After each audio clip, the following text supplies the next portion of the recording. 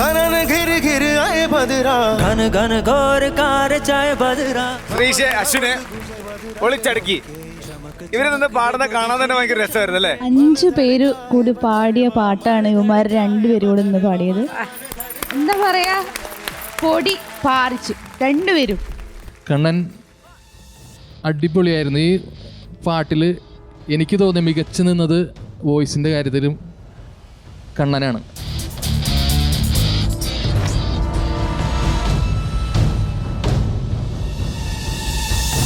എന്നെ സംബന്ധിച്ച് ഇപ്പോൾ ഈ പറഞ്ഞ പോലെ കണ്ണൻ്റെ പാട്ടിൽ ഭയങ്കരമായിട്ട് എനിക്കിത് ഒരു സംഗീതം ഫീൽ ചെയ്യാൻ പറ്റും.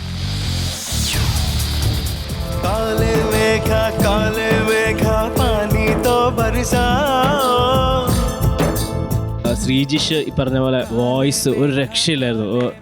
5 പേര് ഇപ്പോൾ സുഖ്വീന്ദർ സാറിനെ പോലത്തെ അല്ലെങ്കിൽ ശങ്കർ സാറിനെ പോലത്തെ സിംഗേഴ്സ് പാടിയ പാട്ടാണ്. അപ്പം ആ എനർജി ഭയങ്കരമായിരുന്നു, അത് ഭയങ്കര ഇഷ്ടമായി. പിന്നെ മിസ്റ്റേക്സ് പറയുകയാണെങ്കിൽ അശ്വിൻ ആദ്യത്തെ കാലമേഘ അവിടെ, ശ്രീജിഷ് ബിജുരീക്ക, പിന്നെ അശ്വിൻ പിന്നെയും ജോ പഞ്ചി ഗായേംഗെ അവിടെ, പിന്നെയും അശ്വിൻ തന്നെ ഊഞ്ചി പേങ്ക് പടാവോ അവിടെ ഒരു ചെറിയൊരു സ്ലിപ്പ്. എല്ലാം കുഞ്ഞു കുഞ്ഞു കുഞ്ഞു കുഞ്ഞു സ്ലിപ്പാണ്, പക്ഷെ പറയാണ്ടിരിക്കാൻ പറ്റാത്തതുകൊണ്ടാണ്.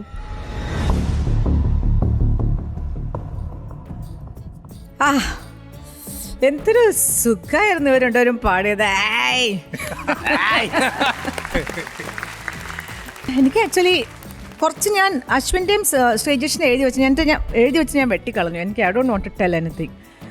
2 പേരും ഭയങ്കരമായിട്ട് എനിക്ക് ഒന്നും കിട്ടണില്ല പറയാൻ. പക്ഷെ ഒരു പൊടി ശ്രീജിഷ് ഒരു രക്ഷയില്ല. ആ സോങ് അവൻ അങ്ങടെ ഉള്ളിലേക്ക്, ശ്രീജിഷിൻ്റെ ഒരു കുഴപ്പം അതാണ്, അവ ഉള്ളിലേക്ക് എടുത്ത് പാടിക്കഴിഞ്ഞാൽ പിന്നെ പോക്കാണ്, ഒരു രക്ഷയില്ല.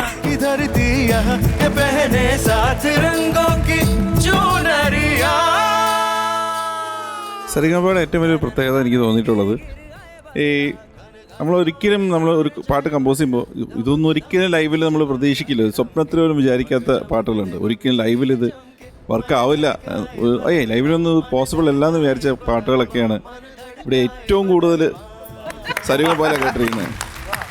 അത് എവിടെയും കേൾക്കാൻ കഴിയില്ല. അത്രയും നല്ല കണ്ടസ്റ്റൻസ്, അത്രയും നല്ലൊരു ബാൻഡ്, ഇങ്ങനെയൊക്കെ അമയാന്ന് പറഞ്ഞാൽ വലിയൊരു ഭാഗ്യമാണ്. അത് കാണാനുള്ള ഭാഗ്യമുണ്ട്. ഇവിടെ നിന്ന് ലൈവായിട്ട് കേൾക്കുമ്പോൾ ഭയങ്കര സന്തോഷമുണ്ട്. സത്യത്തിൽ ഇത് റഹ്മാൻ സാറ് പോലും ഐ ഡോണ്ട് തിങ്ക് ഇത് ലൈവായിട്ട് പെർഫോം ചെയ്യുന്ന ഒട്ടും നമ്മൾ വിചാരിക്കില്ല. അങ്ങനത്തെ ഒരു പാട്ടാണ് അതിൻ്റെ അറേഞ്ച്മെൻറ്റും കാര്യങ്ങളൊക്കെ. ഇതിൽ എനിക്കും ഈ പറഞ്ഞ പോലെ ശ്രീജിഷിൻ്റെ റെൻഡറിങ് ആണ് എനിക്ക് കൂടുതൽ അപ്പീലിംഗ് ആയിട്ട് തോന്നിയത്. പിന്നെ അന്ന് ഞാനൊരു കാര്യം പറഞ്ഞിട്ടുണ്ടായിരുന്നു ശ്രീജിഷിൻ്റെ അടുത്ത്, എൻ്റെ അടുത്ത സിനിമയിൽ ഇനിയൊരു പാട്ട് ഞാൻ കമ്പോസ് ചെയ്യുന്നുണ്ടെങ്കിൽ ആ പാട്ട് ശ്രീജിഷ് പാടിയിരിക്കുന്നു പറഞ്ഞു.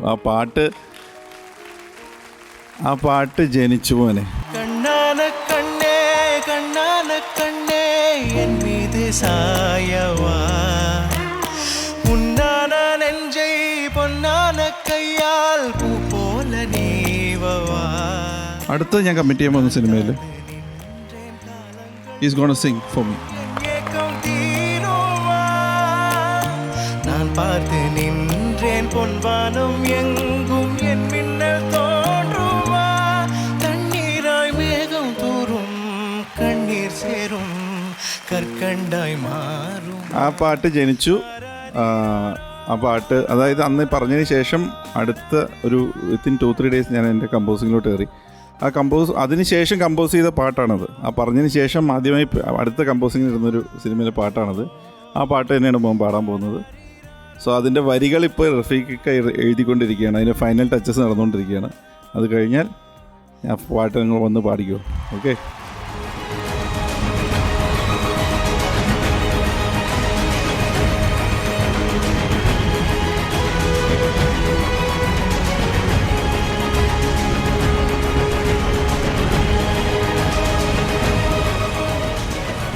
അശ്വിൻ സൂപ്പറായിരുന്നു.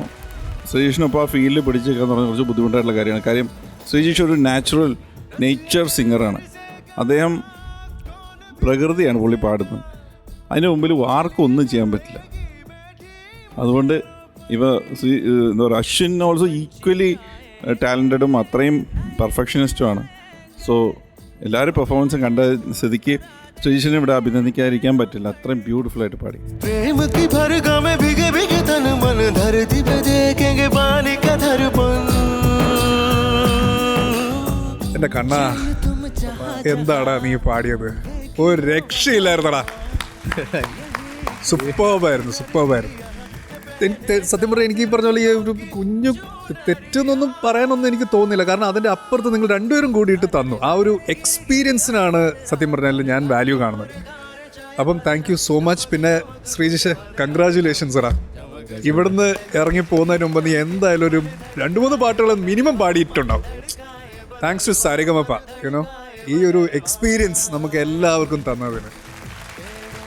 അന്യായ ഡുവറ്റ് ചലഞ്ച് ആയിരുന്നു ഇവര് രണ്ടുപേരും. ആദ്യത്തെ ഡുവറ്റ് ചലഞ്ച് അശ്വിനാണ് നമ്മുടെ സ്റ്റേഷന് ചലഞ്ച് കൊടുത്തത്. അപ്പോൾ അശ്വിൻ അതങ്ങ് വിഴുങ്ങി. രണ്ടാമത്തെ ചലഞ്ച് കൊടുത്തത് നമ്മുടെ കണ്ണനാണ്. കണ്ണൻ്റെ ഏരിയ വന്നിട്ടാണ് അശ്വിൻ കളിച്ചത്. ഓൾറെഡി കണ്ണനെ ഈ പ്രകൃതി എന്ന് പറഞ്ഞുകൊണ്ട് പറയാ, പ്രകൃതിക്ഷോഭം വന്നാൽ പിന്നെ നമുക്കൊന്നും ചെയ്യാനില്ല, മുണ്ടും പറിച്ച് ഓടുക എന്നല്ല, അതെ, നമുക്ക് വേറെ ഒന്നും ചെയ്യാനില്ല പോലെ. അതുകൊണ്ട് പ്രത്യേകിച്ച് മഴ കാർമേഘം ഇവൻ പാടാൻ തുടങ്ങി കഴിഞ്ഞാൽ പിന്നെ തീർന്നു. അതുകൊണ്ട് നമുക്ക് മാർഗിലേക്ക് പോവാം. അപ്പോൾ ഈ ഡുവറ്റ് ചലഞ്ച് റൗണ്ടിന്റെ ടോട്ടൽ മാർക്സിലേക്കാണ് നമ്മൾ പോകാൻ പോകുന്നത്. ഇത് ശ്രീജിഷിന്റെ ചലഞ്ച് ആയിരുന്നു. അപ്പോൾ ഈ ഡുവറ്റ് ചലഞ്ച് റൗണ്ടിലെ അശ്വിന്റെ total marks out of 100.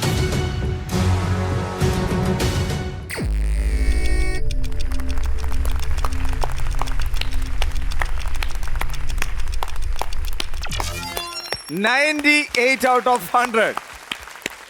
Okay, പിന്നെ നമുക്ക് അറിയേണ്ടത് കണ്ണന്റെ മാർക്സ് ആണ്. കണ്ണൻ കൊടുത്ത ചലഞ്ചാണ്. ഈ ഡുവറ്റ് ചലഞ്ച് റൗണ്ടിലെ കണ്ണന്റെ total marks out of 100.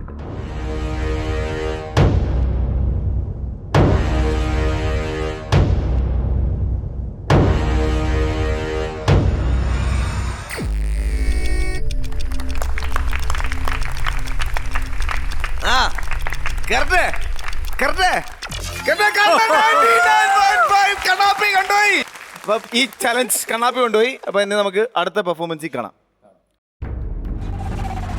ശ്രീജിഷിന്റെയും അശ്വിന്റെയും performance അവസാനിക്കുമ്പോൾ അശ്വിൻ 3-ാം സ്ഥാനത്തേക്കും ശ്രീജിഷ് 7-ാം സ്ഥാനത്തേക്കും എത്തിയിരിക്കുന്നു.